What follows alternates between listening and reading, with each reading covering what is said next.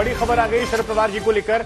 शरद पवार ने कहा है कि पीएम का चेहरा चुनाव के बाद तय करना ठीक है, उससे पहले ये सही नहीं होगा। इसके मायने क्या है ये भी समझने की कोशिश करेंगे, लेकिन फिलहाल जो उन्होंने बड़ी बात कही कि 2024 चुनावों से पहले पीएम चेहरे पर बात नहीं होगी।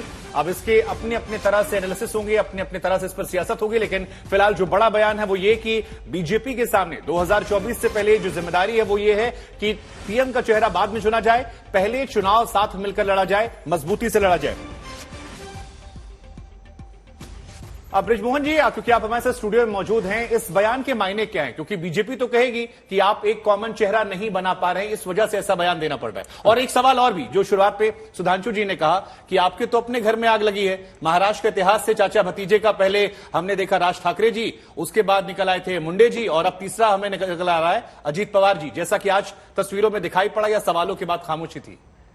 देखिए कि सुधांशु जी पहले तो पीछे के इतिहास में जाते हैं, क्योंकि आगे की बात करने के लिए इनके पास कोई मुद्दे नहीं होते, और जब मुद्दा अगर कोई निकालते हैं तो ये देखते हैं कि कहाँ झगड़ा हो रहा है, कहाँ ये ऐसी बात कह सकते हैं जिससे कि गलतफहमी हो।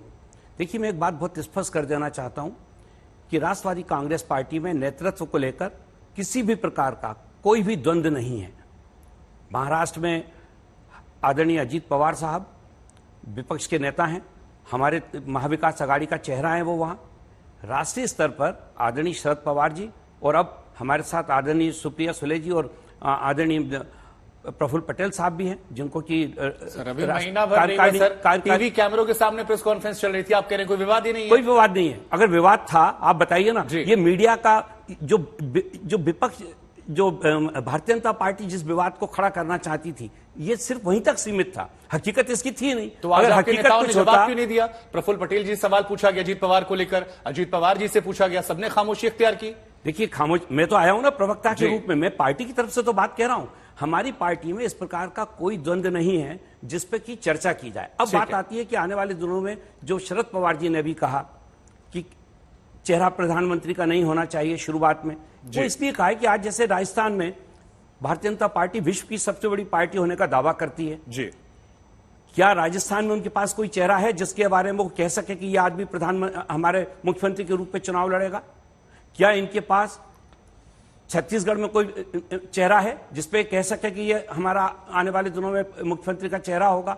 तो भारतीय जनता पार्टी सबसे पहले अपने यहां पे तय करे कि उनके पास इतनी बड़ी, वो कहते हैं हम भारत की विश्व की सबसे बड़ी पार्टी, केंद्र में आदरणीय नरेंद्र मोदी जी बैठे हुए हैं, जिसके बारे में उनका दावा है कि बहुत चमकदार चेहरा है, जो कि अभी हिमाचल प्रदेश और कर्नाटक दोनों में पूरी तौर से उनका वो दावा फेल हो गया। तो मैं कहता हूं कि सबसे पहले उनको अपने यहाँ पे तय करना चाहिए कि राजस्थान में वसुंधरा जी होंगी, ओम बिरला जी होंगे, शक्तावत जी होंगे, कौन होगा उनका चेहरा, वो तय नहीं कर पा रहे, और विपक्ष से पूछते हैं कि आपका चेहरा कौन होगा। मैं सोचता हूं इसकी कोई जरूरत नहीं है। पूछा गया था सर, क्योंकि आप पर आरोप लग रहे थे कि सब कुछ जितनी पावर है वो आज सुप्रिया जी को हैंडओवर की गई और अजीत जी को किनारे कर दिया गया। आप कह रहे नहीं है, ठीक है, वो आपकी पार्टी का नजर आ जाएगा। लेकिन राजीव रंजन जी, ये बड़ा दिलचस्प है कि बिहार में नीतीश कुमार जी जो कोशिश कर रहे थे, अब वो तारीख आखिर आ गई है 23 जून, जिस दिन 12 विपक्षी पार्टियां आएंगी। बिहार में सरकार भी है, 7 पार्टियां वहां शामिल हैं।